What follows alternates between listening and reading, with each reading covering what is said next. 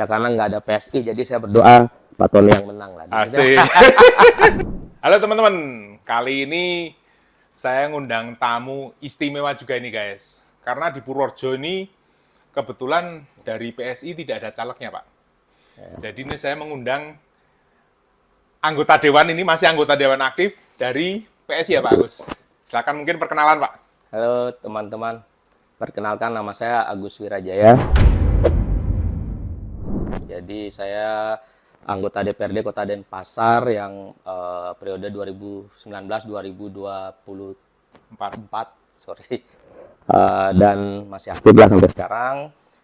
Saya maju kemarin lewat PSI. Jadi 2019 kemarin maju lewat PSI, syukur bisa lolos dan menjabat sampai sekarang.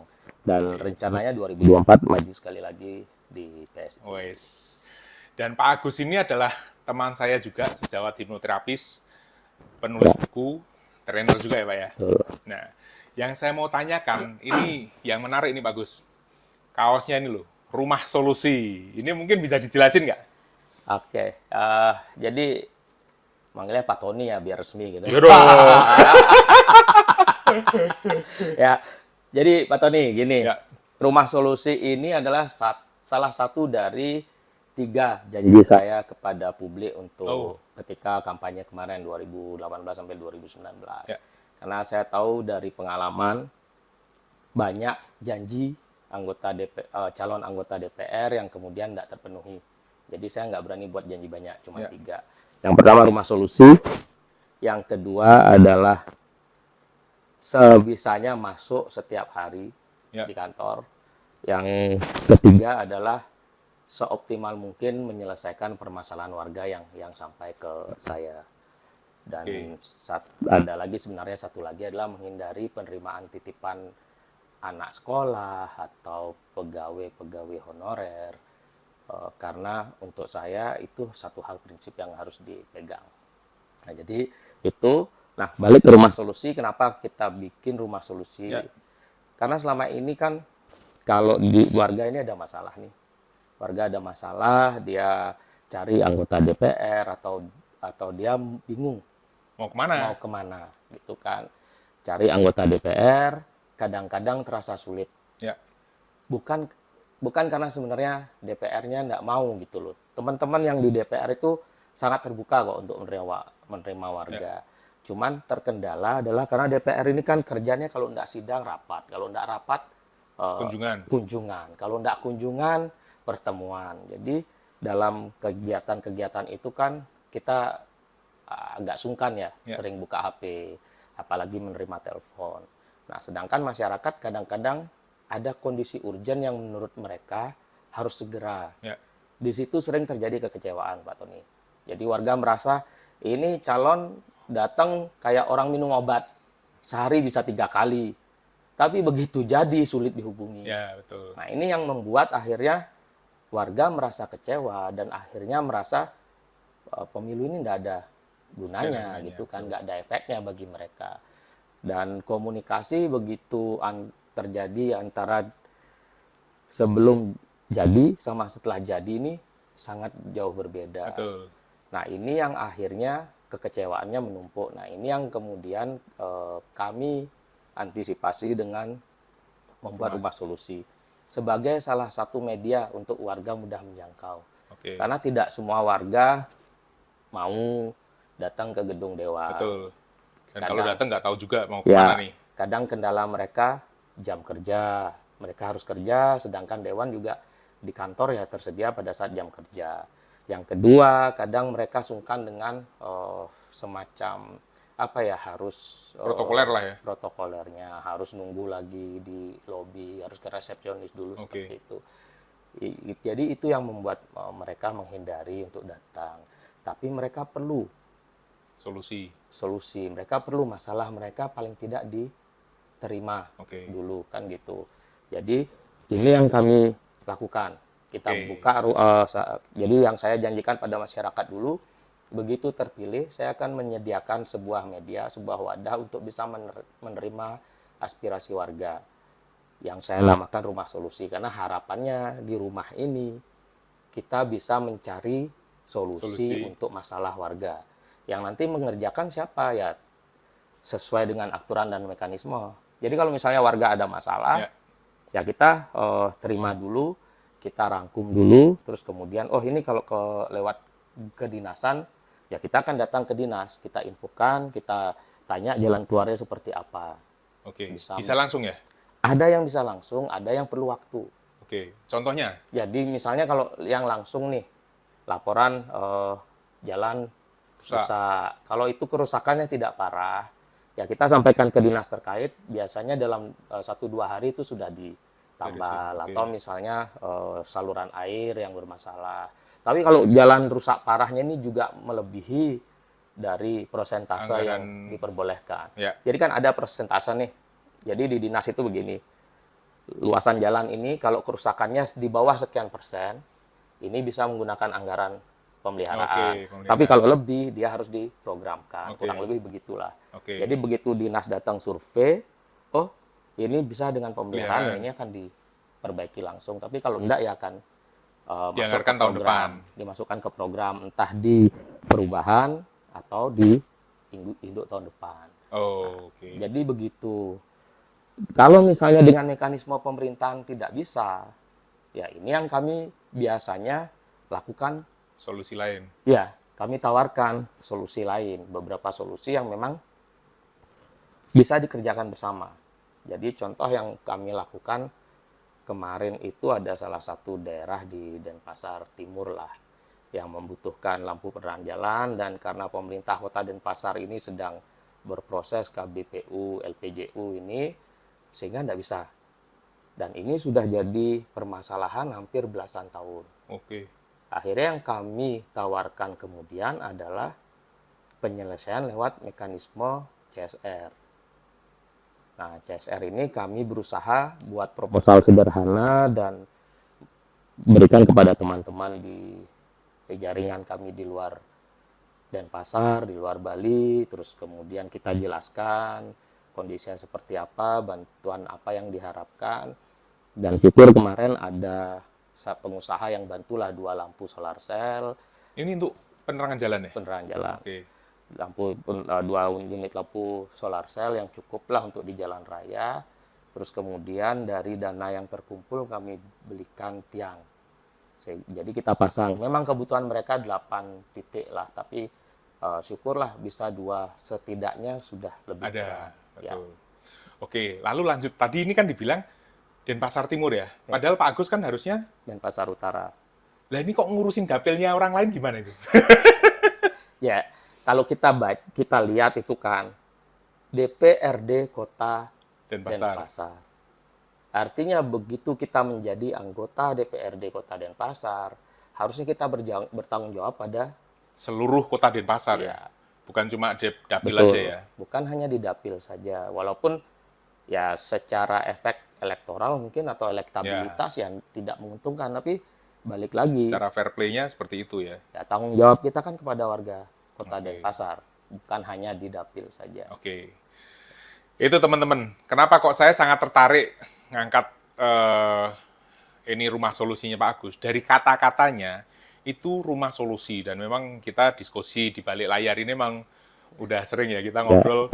Selama ini memang kata-kata banyakan para caleg bikinnya apa? Rumah aspirasi. Ya. Betul kan? Dan saya juga kemarin menjelaskan ke warga.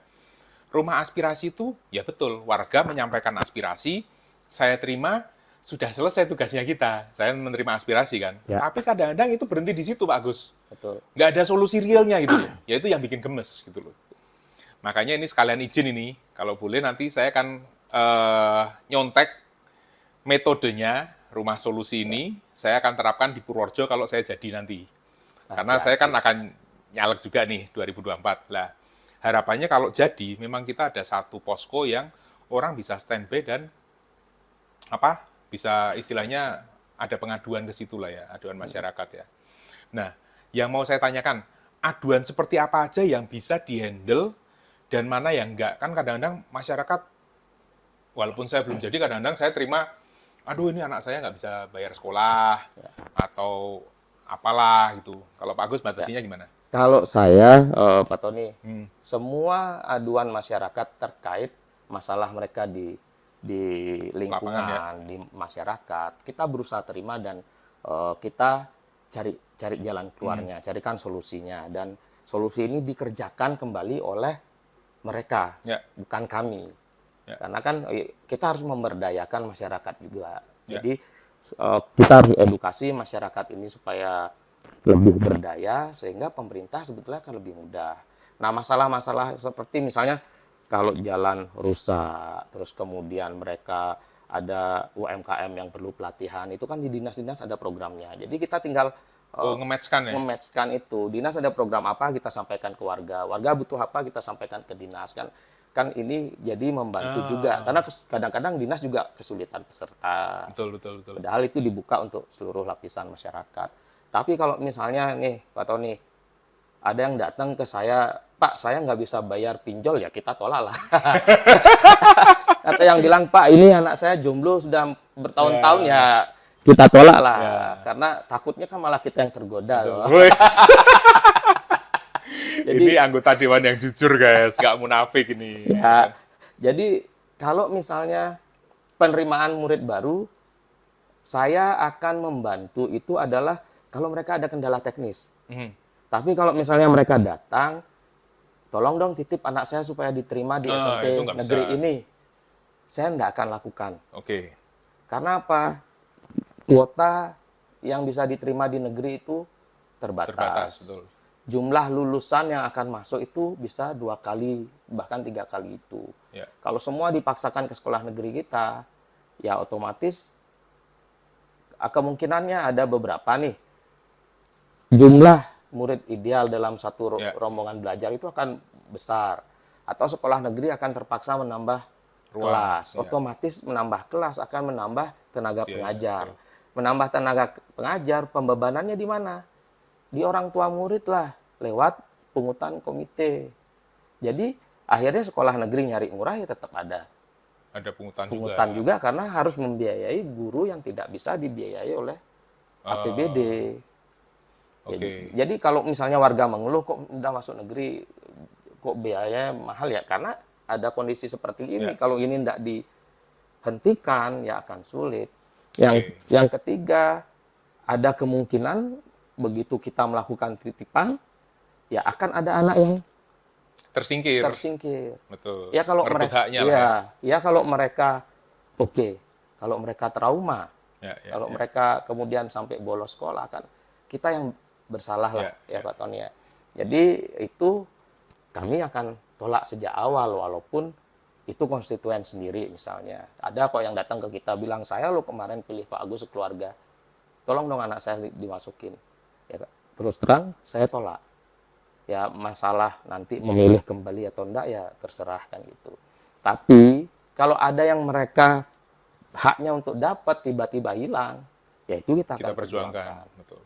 Terus ada nggak yang misalkan, oh anak saya sakit Pak, butuh uang untuk berobat itu. Saking banyaknya mungkin ya. Saking ada aja. Ya. Ya syukur-syukur yang ke saya sejak awal saya sudah sampaikan dalam setiap saya bertemu masyarakat pada masa kampanye dulu dan kampanye yang sekarang ini juga saya selalu sampaikan kalau masalah Anda pribadi ya saya nggak bisa bantu. Karena apa? Kita ingin membentuk pemikiran kepada warga ini bahwa duit DPR itu bukan duitmu loh. Atau gini, selama ini warga selalu berpikir bahwa karena DPR ini dipilih sama warga, gaji DPR itu adalah hak warga. Ya kan, apalagi dengan gaya misalnya karena dengan mudah kasih duit, sehingga warga berpikir DPR ini duitnya banyak, dia yang pegang anggaran, padahal anggaran itu di eksekutif sebagai eksekutor anggaran. Yang DPR aja mau rapat harus usulan kok. Ya kan, mau rapat dia harus usulan sekian kali rapat, sekian kali sidang, anggarannya sekian, kalau disetujui di APBD baru dia bisa. Nah, kalau kemudian DPR ini berlaku terus seperti itu, ya kalau yang datang nih cuman 1-2 orang. 100 orang? Yang datang 100 orang. Ya habis gaji kan. Begitu betul. habis gaji, orang ini akan berpikir, saya mesti dapat dari mana untuk anak istri, untuk keluarga, belum lagi untuk kegiatan-kegiatannya dia sosial gitu ya. Ini yang kemudian akhirnya berpikir Cari yang lain-lain cari di luar di gaji. luar gaji. Akhirnya apa? Kerjanya jadi tidak maksimal atau terjadi potensi Korupsi lah ya. korupsi di situ. Kalau ini dibiarkan terus-menerus ya sebetulnya sebagai warga masyarakat kita loh yang juga membentuk DPR itu jadi seperti itu. Oke. Wah, ini menarik guys. Jadi kenapa kok saya undang Pak Agus ini supaya kita tahu ini loh, kalau ya ini teman-teman yang masih muda, ada idealisme dan itu bisa kita dukung untuk jadi duduk di anggota dewan, akan banyak hal baik juga yang apa ya dilakukan untuk masyarakat. Memang awalnya rasanya nggak enak. Gimana sih Pak Agus, saya tuh dukung Anda loh, kok sekarang meh titip anak satu kok nggak bisa, gitu. Dan itu kan biasanya masih wajar terjadi di masyarakat kita ya, Pak Agus ya. Yang istilahnya saya berjasa loh, terus tuh. Kemudian juga tadi kita lihat ceritanya Pak Agus, gimana beliau di Denpasar Utara ya harusnya. Tapi juga setelah menjabat, dia merasa jadi milik seluruh masyarakat Denpasar. Tidak hanya dapilnya dia, sehingga semua aduan masuk ke rumah solusi akan diterima gitu ya Pak ya. Akan diterima dan kita berusaha carikan solusinya. Oke. Itu yang saya mau lakukan di Purworejo, karena saya sudah melihat ada teman yang punya program bagus dan bisa melaksanakan, dan sekarang kenapa nggak ini kita istilahnya studi banding guys, tapi saya nggak perlu ke Bali, saya nggak perlu apa kunjungan kerja yang mungkin berongkos banyak.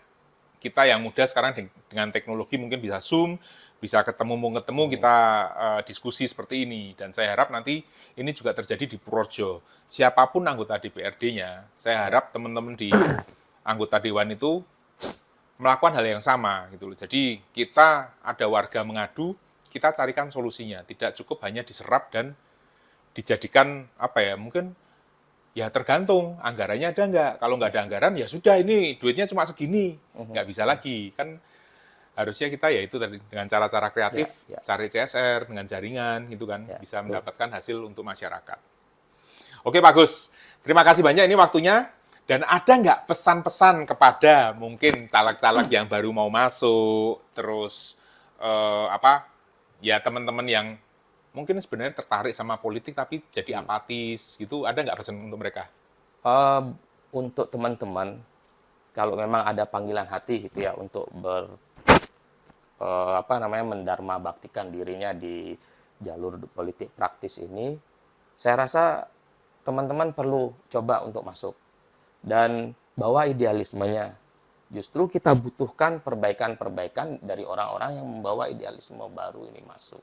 Oke, tapi gini, Agus, nah ini menggelitik nih, sebentar Gus, aku cek dulu ini. Untung nyala. Gue dari tadi deg-degan mampus ini kalau. Biaya kampanye lu nak tanya? Hah? Biaya kampanye? Enggak, gue akan bilang soal money politik aja. Jadi istilahnya, ya langsung ya. Oh ya Pak Agus, gimana nih? Tapi kan kadang-kadang pemuda atau teman-teman yang belum masuk, itu kan selalu terkendala biaya. Karena takutnya, aduh sekarang kalau pemilih tuh kalau nggak diamplopin nggak milih gitu. Gimana menurut Pak Agus? Itu kan stigma ya. Ya. Stigma yang terbentuk karena terpola seperti itu. Ya. Tapi saya rasa generasi yang sekarang ini, generasi pemilih pemula ini punya pola pikir yang berbeda. Mereka akan berpikir orang ini kira-kira layak enggak untuk didukung. Betul. Dan di masyarakat juga sekarang sudah mulai diedukasi dengan yang bermain politik uang ini, ambil aja uangnya tapi coblos tetap sesuai pilihan hati. Betul. Nah ini kan akhirnya akan merugikan mereka juga yang bermain Ya. Dengan money politik ini. Dan saya rasa kalau misalnya warga masyarakat masih berpikir money politik, artinya ada transaksional di situ, Ton. Ya. Maksudnya gini, ini contoh saya ya. Saya kemarin maju DPRD 2019 itu hanya menghabiskan 98 juta. Oke. Tanpa ada membayar untuk milih gitu ya. Jadi tanpa ngamplopin warga, tanpa serangan fajar gitu. Sehingga dengan biaya yang minim ini, saya nggak ada beban. Betul. Nggak ada berpikir harus dari mana mengcover Atau mengembalikan modal gitu ya. mengembalikan modal ini. Terus kedua, karena tidak ada beban seperti itu, kita akan merasa punya tanggung jawab moral Ya. kepada orang-orang yang sudah mempercayai suaranya untuk kita. Ya. Entah itu siapa gitu Ya. kan. Dan itu yang kita lakukan. Tapi kalau misalnya prosesnya transaksional, dia akan berpikir, lu kan udah dibayar nih, berarti urusan kita udah selesai, Ya. ya kan? Jadi udah nggak perlu lagi ngurusin rakyat ya, karena kemarin suaranya udah bayar kok, bukan kamu dukung saya kok, ya kan? Iya.